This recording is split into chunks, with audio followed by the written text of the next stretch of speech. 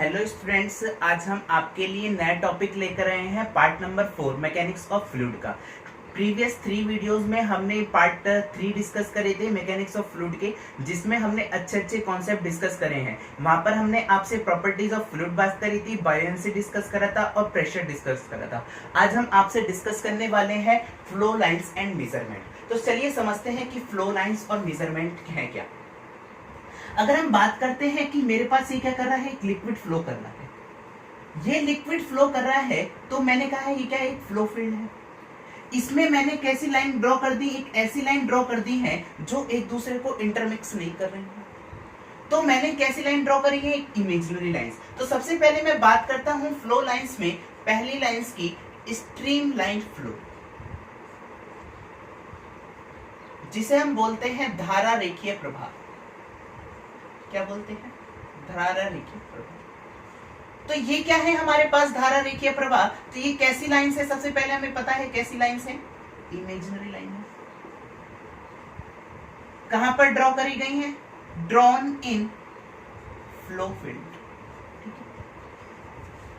In line की विशेषता होती है कि इस पर जो हम पार्टिकल लेते हैं, इस पार्टिकल की अगर मुझे वेलोसिटी पता करनी है तो इस पार्टिकल पर क्या कर दो, टेंजेंट ड्रॉ कर दो। तो मैं कह सकता हूं यहां से कि टेंजेंट एट ईच पॉइंट या each particle give the direction of velocity. उस पार्टिकल की क्या कर देगी, हमारे पास ये वेलोसिटी बता देगी। ठीक है। नेक्स्ट अगर हम बात करते हैं पाथ लाइन। पाथ लाइन क्या होती है, अगर सपोज दैट ये हो रहा है फ्लो, ठीक है। अब हमने क्या करा, इसमें एक फ्लूइड पार्टिकल को पकड़ लिया, एक फ्लूइड पार्टिकल को पकड़ लिया और उसको हमने मोशन देखा, उसका मोशन कैसे करके हो रहा है। तो इस पार्टिकल के द्वारा जो पाथ ट्रेवल करा जाएगा, वो लाइन जो ड्रॉ होगी वो क्या कहलाएगी, हमारे पास पाथ लाइन। तो ये कैसी लाइन है हमारे पास, इमेजिनरी लाइंस। इमेजिनरी लाइंस कौन सी हो गई हमारे पास, स्ट्रीम लाइन। और ये वाली लाइन कैसी होती है हमारे पास, एक्चुअल लाइंस। कैसी होती है, एक्चुअल लाइंस। ठीक है। तो यहां पर जो पाथ लाइन ट्रेवल करी जाती है वो किसके द्वारा करी जाती है, सिंगल पार्टिकल के द्वारा। सिंगल पार्टिकल की एनालिसिस है कौन सी हमारे पास, पाथ लाइंस। नेक्स्ट अगर हम बात करते हैं थर्ड होती है आपकी स्ट्रिक्ट लाइन। स्ट्रिक्ट लाइंस क्या होती है हमारे पास, सुनिए। जैसे अगर मैं बात करता हूं, मैंने कहा कि हमारे पास एक है स्मोक जनरेटर। क्या है, स्मोक जनरेटर। इससे क्या निकल रहे हैं हमारे पास, धुएं के पार्टिकल निकल रहे हैं, स्मोक पार्टिकल। तो मैंने एनालिसिस करा t बराबर 0 सेकंड पर, ठीक है। तो पार्टिकल कहां होंगे, कुछ मैंने कहा यहाँ है। जब मैं t बराबर 1 सेकंड पर आया तो मैंने देखा कुछ पार्टिकल जो हैं वो यहां से निकल रहे थे, कुछ पार्टिकल यहां थे और कुछ पार्टिकल यहां थे, t बराबर 1 सेकंड पर। वहीं पर अगर मैंने बात करी t बराबर 2 सेकंड पर, मैंने देखा कि इसको एनालिसिस कर, जब मैंने इसको t बराबर 2 बराबर एनालिसिस करा तो क्या हुआ, यहाँ पर t बराबर 2 सेकंड पर भी कोई ना कोई पार्टिकल निकल रहा होगा, जनरेट हो रहा होगा। तो मैंने कहा t बराबर 2 सेकंड पर कोई पार्टिकल यहाँ था, ठीक है। और कोई और पार्टिकल होगा, वो कहाँ होगा, t बराबर 1 सेकंड पर यहाँ होगा, तो यहाँ पर t बराबर 2 सेकंड पर यहाँ होगा। मैंने कहा कोई और पार्टिकल जो आगे निकल गया था वो वाला था, ठीक है। तो यहां से मैं देख रहा हूं कि हमारे पास स्ट्रिक्ट लाइंस क्या है, कि स्ट्रिक्ट लाइन क्या है हमारे पास, रेगुलर इंटरवल ऑफ टाइम पर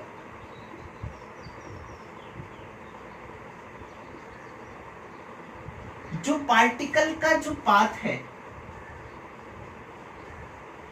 वो हमारे पास क्या होंगे, हमारे पास स्ट्रिक्ट लाइंस होगी। जैसे अगर मैं t बराबर 1 सेकंड पर बात करता हूं, तो t बराबर 1 सेकंड पर हमारे पास कौन कौन से पार्टिकल,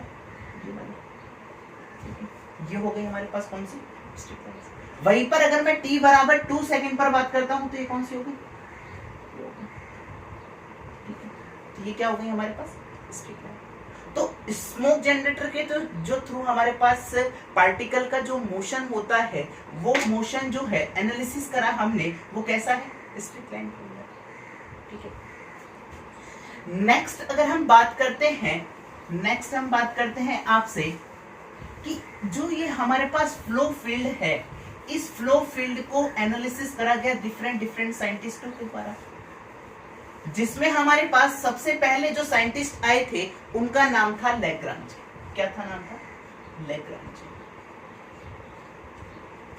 लैग्रांज ने क्या करा? लैग्रांज ने कहा कि हमारे पास जो ये फ्लो हो रहा है इसमें मैं एक एक पार्टिकल की क्या करूंगा? एनालिसिस करूंगा, जो क्या है भाई बहुत टफ काम है। तो इन्होंने कहा कि लैग्रांजे की जो एनालिसिस है तो मैं कह सकता हूं ये पार्टिकल टू पार्टिकल एनालिसिस है, एक एक पार्टिकल की एनालिसिस है। इन्होंने कहा जो हमारे पास ये फ्लूइड है ये हमारे पास कैसा है? विस्कस फ्लूइड है, यानी कि मैं कह सकता हूं कैसा है? रियल फ्लूइड है। अगर हम बात करते हैं, इन्होंने प्रेशर फोर्स को भी कंसीडर करा और इन्होंने कहा कि ग्रेविटी फोर्स को भी कंसीडर करा। तो इनकी एनालिसिस क्या हो गई भाई? फेल हो गई। इन्होंने बहुत ही ज्यादा क्या करा? हायर लेवल पर बात करी। अगर मैं पार्टिकल की एनालिसिस करता हूं तो वो उनका जो मोशन होगा वो कैसा होगा ये पता करने की कोशिश करी। नेक्स्ट जो साइंटिस्ट आए उनका नाम था आयलर। क्या नाम था? आयलर, या यूलर भी बोलते हैं। आयलर ने कहा कि हम क्यों ना इस फ्लूइड को, जो रियल फ्लूइड की एनालिसिस जो है वो हमारे पास टफ है, ठीक है, तो हम इसको क्या मान लेते हैं? हम मान लेते हैं कि ये क्या है? एक आइडियल फ्लूइड है। कैसा फ्लूइड है? आइडियल। अगर ये आइडियल फ्लूइड है तो इसकी विस्कोसिटी क्या होगी भाई? 0। तो मेरे पास यहाँ पर कौन कौन से फोर्स बच जाएंगे? Only pressure force and gravity force, ये दो फोर्स बच जाएंगे। तो इनकी जो एनालिसिस थी वो सिंपल हो गई। किसके रेस्पेक्ट में? लैग्रांजे के रेस्पेक्ट में। इन्होंने एक फॉर्मूला दिया, डिफरेंशियल फॉर्मूला दिया। क्या दिया? Differential formula. क्या दिया इन्होंने? इन्होंने कहा कि हमारे पास जो डिफरेंशियल फॉर्मूला होता है इससे जो निकल कर आता है उसमें इन्होंने कहा कि del P upon rho plus का वी डी वी प्लस का G D Z that is equal to constant. मतलब जो एनर्जी पर यूनिट मास है, एनर्जी पर यूनिट मास जो है वो क्या है? हमारे पास एक फ्लो फील्ड में क्या रहता है? हमेशा कांस्टेंट रहता है। किस किस के लिए? प्रेशर के लिए, वेलोसिटी के लिए और पोटेंशियल के लिए, ठीक है। तो यहां पर अगर मैं बात करता हूं ये प्रत्येक टर्म क्या रिप्रेजेंट करता है? Energy per unit mass. देख लो भाई कैसे करते हैं। पी अपॉन रो, पी अपॉन पी क्या होता है? Force upon area. डेंसिटी क्या हो गई आपकी? केजी पर मीटर क्यूब।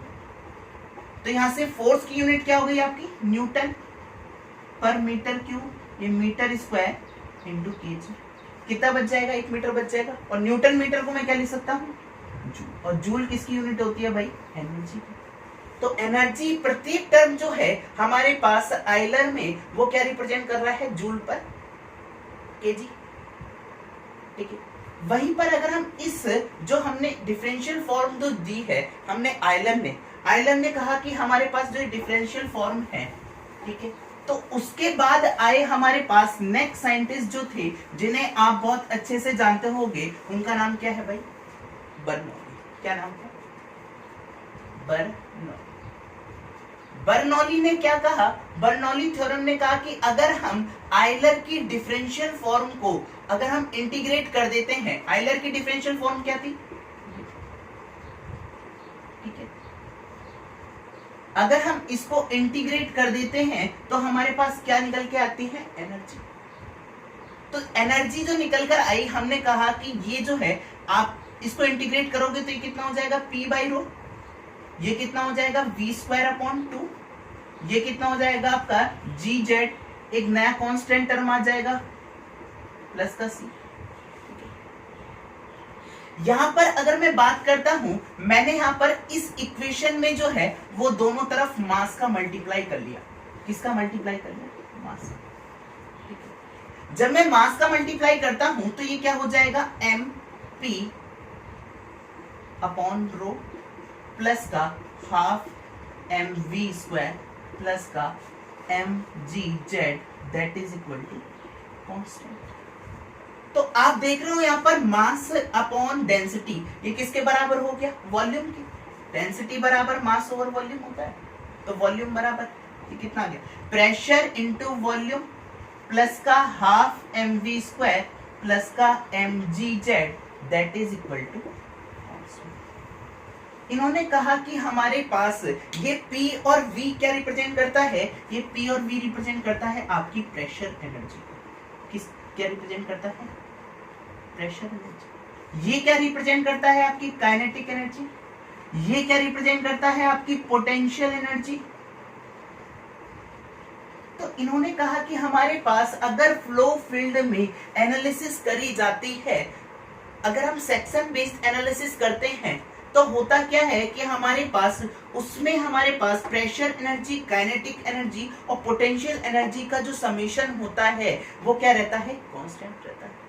तो यहाँ पर एनर्जी क्या रही हमारे पास, कांस्टेंट, और इसी को हमने क्या कह दिया, बर्नौली इक्वेशन।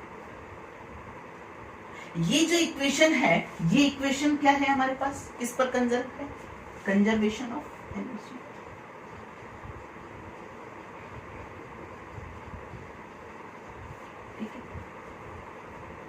बर्नौली की जो थ्योरम है वो अगर हम उसकी एजम्पशंस की बात कर लेते हैं तो इन्होंने कौन सा फ्लूइड लिया था भाई, आयलर को इंटीग्रेट करा था। आयलर ने कौन सा फ्लूइड लिया था, आइडियल फ्लूइड।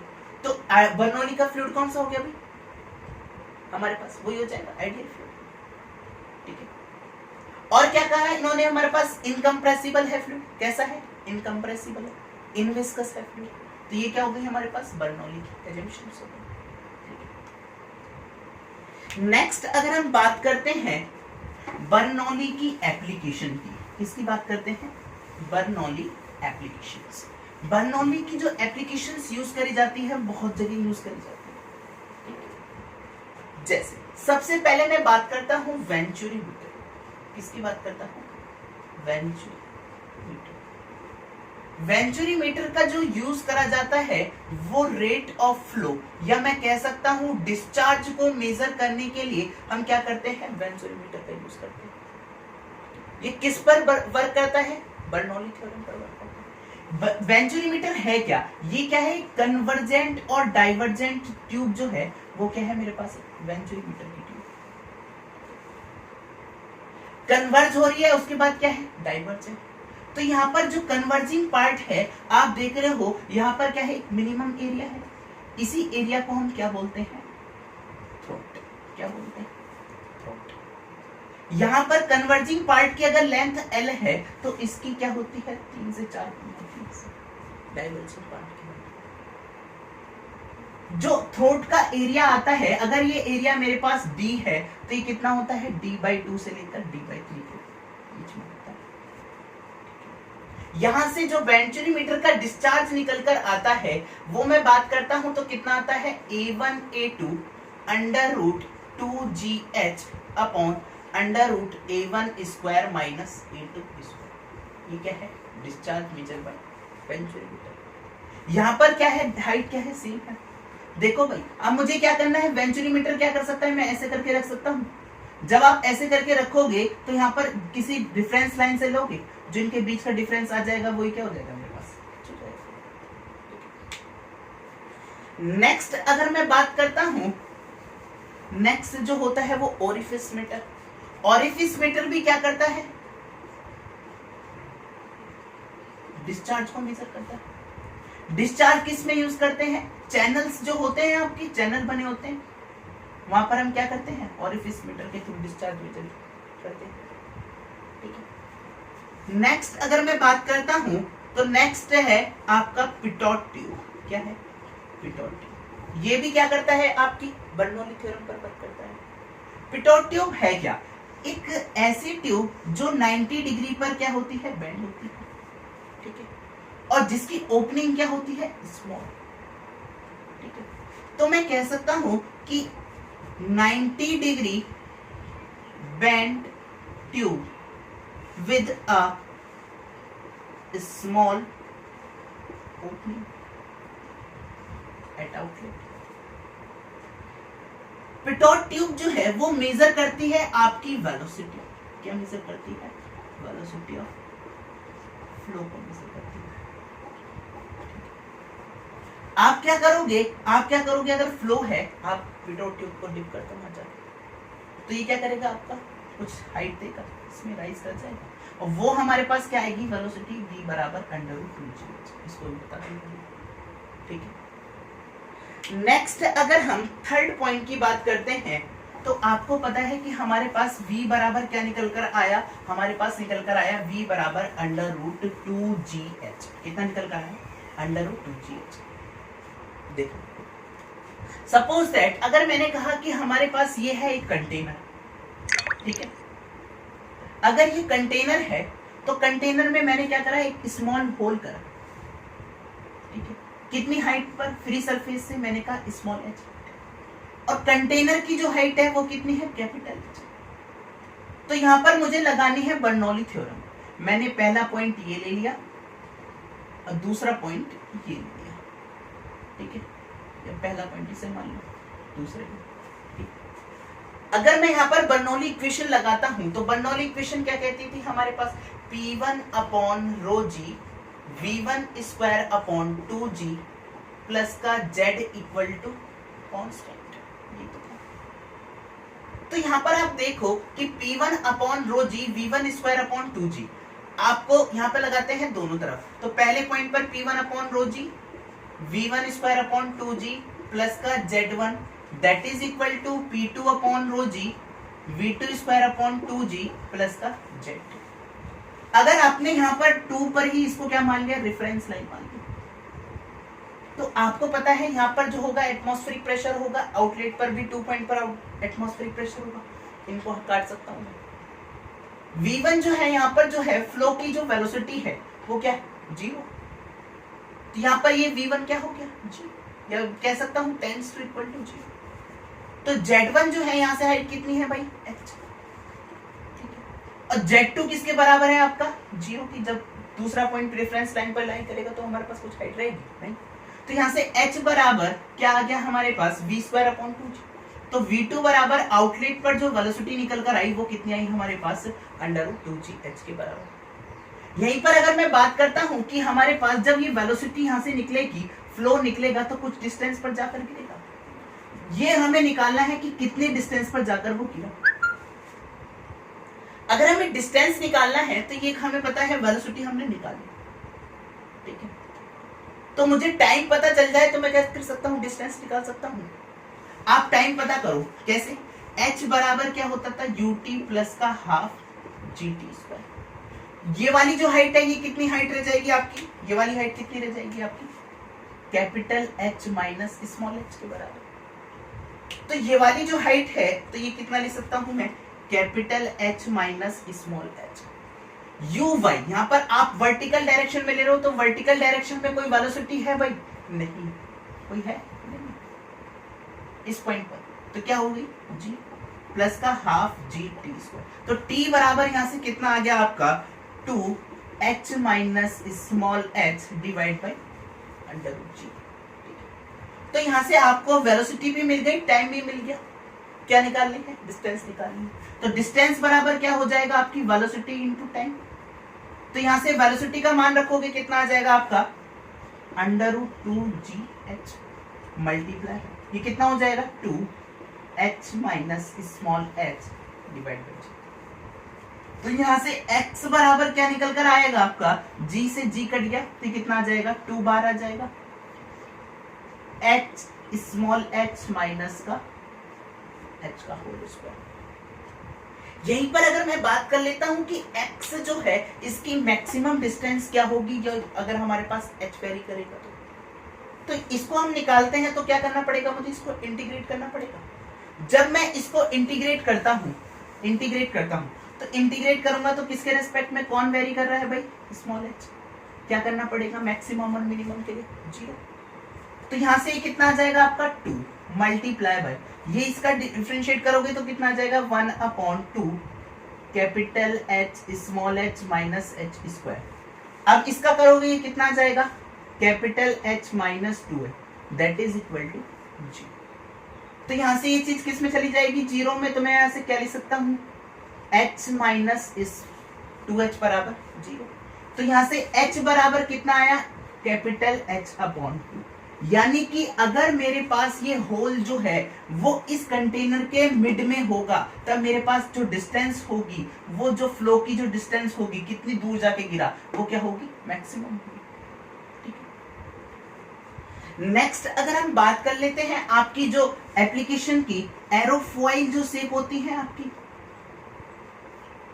ठीक है, तो एरोफॉइल जो शेप होती है वो कहां पर यूज करी जाती है आपकी एरोप्लेन, वो किस पर वर्क करती है आपकी, बर्नौली थ्योरम पर। नेक्स्ट अगर हम बात करते हैं फिफ्थ पॉइंट की, आपको पता है कि हमारे पास गेंद का स्विंग होना, क्रिकेट की गेंद का स्विंग होना, वो क्या होता है, बर्नौली थ्योरम पर वर्क करता है, ठीक है। अगर हम बात कर लेते हैं आगे, आपकी जो गहरा जल होता है वो शांत रहता है, क्यों, बर्नौली थ्योरम के कारण, ठीक है।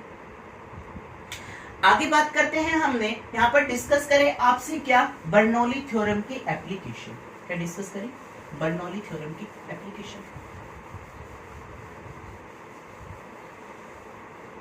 नेक्स्ट अगर हम बात करते हैं तो एक होता है आपका लैमिनार फ्लो, ठीक है, एक होता है आपका टर्बुलेंट फ्लो। तो जो हमारे पास फ्लो लैमिनार होगा, इसमें क्या होता है, जो पार्टिकल जो होते हैं ये एक दूसरे से इंटरमिक्सिंग नहीं होती है, तो मैं यहां कह सकता हूं कि there is no intermixing of particle. यहां पर क्या होगी, पार्टिकल की इंटरमिक्सिंग होगी। तो हम ये किस बेसिस पर कह सकते हैं कि ये मेरे पास एक ये लैमिनार फ्लो है और ये क्या है, टर्बुलेंट फ्लो। तो रेनॉल्ड नाम के एक साइंटिस्ट थे, कौन थे, रेनॉल्ड ने कहा कि अगर रेनॉल्ड नंबर डिसाइड करा, रेनॉल्ड नंबर क्या होता है आपका, इनर्शिया फोर्स और विस्कस फोर्स का जो रेशियो होता है वो आपका क्या होता है, रेनॉल्ड नंबर के बाद। इनर्शिया फोर्स क्या होता है, mass into acceleration. Viscous force हमने बताया था टाउ बराबर mu del u upon del y, tau बराबर फोर्स अपॉन एरिया, तो ये कितना हो जाएगा, A mu V upon Y.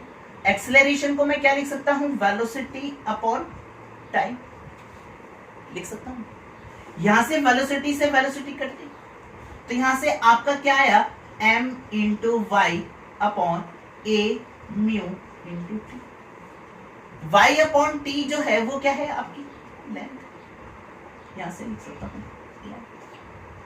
a into T.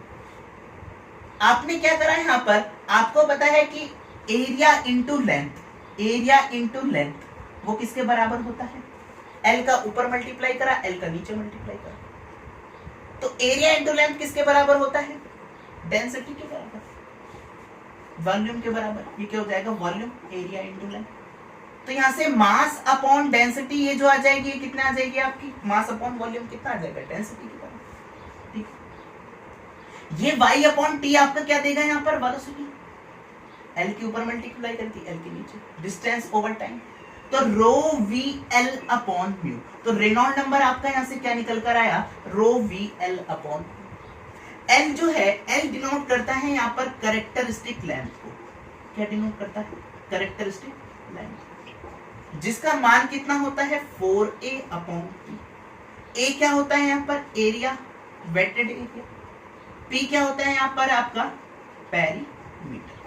वहीं पर अगर मैं बात कर लेता हूं कि मैंने कहा कि एक पाइप फ्लो है, पाइप के अंदर जो फ्लो हो रहा है ये किस बेसिस पर आप कहोगे कि ये लैमिनार है और टर्बुलेंट है। अगर मैं बात करता हूं यहां से कैरेक्टरिस्टिक लेंथ निकालते हैं इसके लिए, 4a बटे के टी। एरिया कितना होता है इसका, pi by 4 D square. Perimeter तो यही हो गया भाई इसका, पाई इंटू डी। 4 से 4 कैंसिल, पाई से पाई, यानी कि L बराबर जो है वो किसके आ गया, D के बराबर आ गया। किसके केस में, पाइप फ्लो के केस में। तो यहां से रेनॉल्ड नंबर क्या आ गया आपका, रो वी डी अपॉन या स्मॉल डी कैपिटल डी। तो मैं कह सकता हूं यहां से रेनॉल्ड नंबर जो है आपका, जब आपका रेनॉल्ड नंबर जो है वो आपका ग्रेटर देन 2000 होगा, क्या होगा, ग्रेटर देन या लेस देन 2000 होगा, तो आप कह सकते हो कि ये मेरा पास फ्लो जो है वो कैसा है,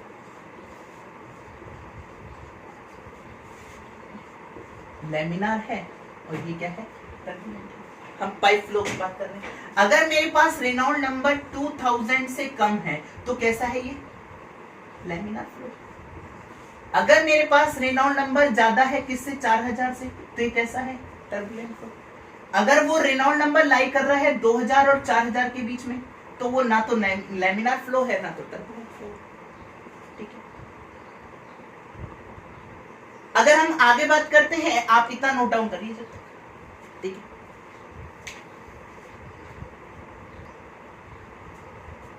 आगे बात करते हैं कुछ लैमिनार फ्लो और टर्बुलेंट फ्लो के एग्जांपल की, ठीक है। अगर मैं एग्जांपल की बात करता हूं तो लैमिनार फ्लो में आपका जो ब्लड का फ्लो हो रहा है, ब्लड फ्लो थ्रू वेन्स, जो नसों में हमारे पास ब्लड का फ्लो हो रहा है वो क्या है, laminar flow. Flow of honey जो है, शहद का जो फ्लो है वो क्या है हमारे पास, लैमिनार फ्लो, ठीक है। वहीं पर अगर मैं बात करता हूं कि फ्लड का जो फ्लो है, किसका, बाढ़ का, वो क्या है आपका, टर्बुलेंट फ्लो, ठीक है। ग्राउंड वाटर जो फ्लो है वो कैसा फ्लो है आपका, ये सब पूछे जाते हैं आपसे, laminar flow, turbulent, laminar flow का एग्जांपल, ठीक है। नेक्स्ट हम डिस्कस करते हैं आपसे कंटिन्यूटी इक्वेशन। कंटिन्यूटी इक्वेशन क्या होती है, कंटिन्यूटी इक्वेशन ये कहती है कि अगर हमारे पास कोई पाइप है, इसके अंदर से जितना मास इनसाइड हम प्रवेश कराएंगे, मास फ्लो रेट, वो क्या होगा, आउटसाइड मास फ्लो रेट के बराबर होगा। मतलब यहां से there is no accumulation of mass inside the pipe, तो यहां से मैं क्या से कह सकता हूं, mass flow rate inside that is equal to mass flow rate outside. Mass बराबर क्या होता है, डेंसिटी इंटू वॉल्यूम। तो डेंसिटी इंटू वॉल्यूम मैंने पहले वर्ग पे ले लिया। वॉल्यूम क्या होता है आपका, एरिया इंटू लेंथ। टाइम के रेस्पेक्ट में पर यूनिट टाइम, यहां पर कितना हो जाएगा, ρ2 A2 L2 अपॉन टाइम। तो हमारे पास क्या आ गया, ये ρ1 A1 V1, ये कितना हो जाएगा, velocity, inlet velocity, ρ2 A2 V2 के बराबर। तो ये हमारे पास कंटिन्यूटी इक्वेशन निकल कर आई, किसके लिए, कंप्रेसिबल फ्लूइड के लिए। किसके लिए, कंप्रेसिबल फ्लूइड। अगर मेरे पास फ्लूइड कंप्रेसिबल है तो उसकी डेंसिटी क्या आएगी, अलग अलग। वहीं पर अगर मैं इनकंप्रेसिबल की बात करता हूं, इनकंप्रेसिबल फ्लूइड में हमारे पास क्या हो जाएगा, ρ1 बराबर ρ2 हो जाएगा। तो यहां से क्या आ जाएगी, A1 V1 बराबर A2 V2, ठीक है। तो आपकी जो कंटिन्यूटी इक्वेशन है वो किस पर वर्क कर रही है, आपकी कंजर्वेशन ऑफ मास पर।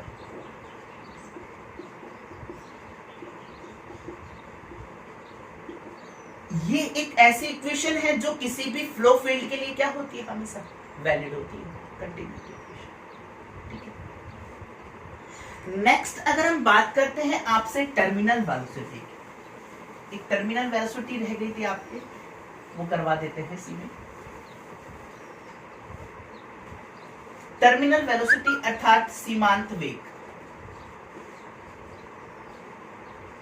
होता क्या है, जब हम किसी एक गोली को, ठीक है, छोटी सी गोली को फ्लो फील्ड के अंदर जब मैं इसको फेंकता हूं, क्या करा, फ्रीली फॉल करती है, तो ये क्या होता है, कुछ समय तक क्या होती है, अपनी वेलोसिटी तेजी से धीरे धीरे क्या होने लगती है, कम होने लगती है।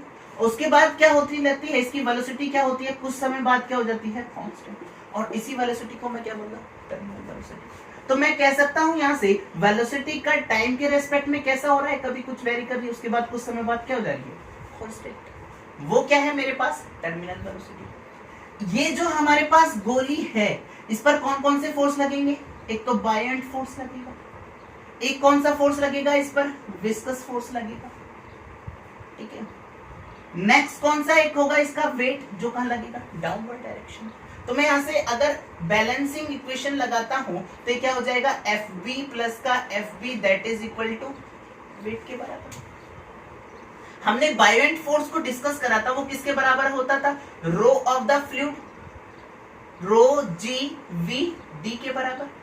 विस्कस फोर्स हमारे पास क्या होता था, 6 पाई ईटा आर वी के बराबर। यहाँ पर डेंसिटी किसकी ली जाएगी, यहाँ पर स्फीयर की या गोली जो है, तो ये कितना हो जाएगा, density into volume that is equal to G. तो पूरी गोली क्या है, डिप है इसके अंदर, तो डिस्प्लेसमेंट वॉल्यूम किसके बराबर हो जाएगा, उसके वॉल्यूम के बराबर हो जाएगा। तो यहां से क्या लिख सकता हूं मैं, यहां से 6 pi eta R V that is equal to V G, यहां से कॉमन ले लो, यहां कितना आ जाएगा, रो माइनस का रो एफ। ये डेंसिटी किसकी है, गोली की, और ये वाली डेंसिटी किसकी है, फ्लूइड की, जिसके अंदर डिप करा है। तो यहीं पर अगर मैं बात करता हूं, ये हो गई 6 पाई ईटा आर वी, ठीक है, या म्यू भी लिखते हैं। ये क्या है हमारे पास, विस्कोसिटी कोएफिशिएंट। वी क्या है यहाँ पर, वॉल्यूम। वॉल्यूम कितना हो जाएगा स्फीयर का, 4/3 पाई आर की, रो माइनस का रो एफ। ये कितना आ गया, 2 3 6 2 दूनी 4, ये कितना हो जाएगा आपका, ये पाई से पाई कैंसिल हो जाएगा आपका, एक आर से एक आर, 2 आर बच जाएंगे। तो यहां से v बराबर आपका क्या जाएगा, 2/9 R square G rho minus का रो एफ अपॉन, ये आ गई आपकी टर्मिनल वेलोसिटी। आप देख रहे हो टर्मिनल वेलोसिटी है जो है वो डायरेक्टली प्रोपोर्शनल है किसके, आर स्क्वायर के, और डेंसिटी के डिफरेंस के क्या है, डायरेक्टली प्रोपोर्शनल है। और ये वेलोसिटी किसके है, कोएफिशिएंट ऑफ विस्कोसिटी के क्या है, इनवर्सली प्रोपोर्शनल। ठीक है, नेक्स्ट अगर हम बात करते हैं आपसे, नेक्स्ट बात करते हैं कि एक होती है आपकी हेजन-पॉइज़ले इक्वेशन। क्या होती है, हेजन-पॉइज़ले इक्वेशन। हेजन-पॉइज़ले इक्वेशन क्या कहती है,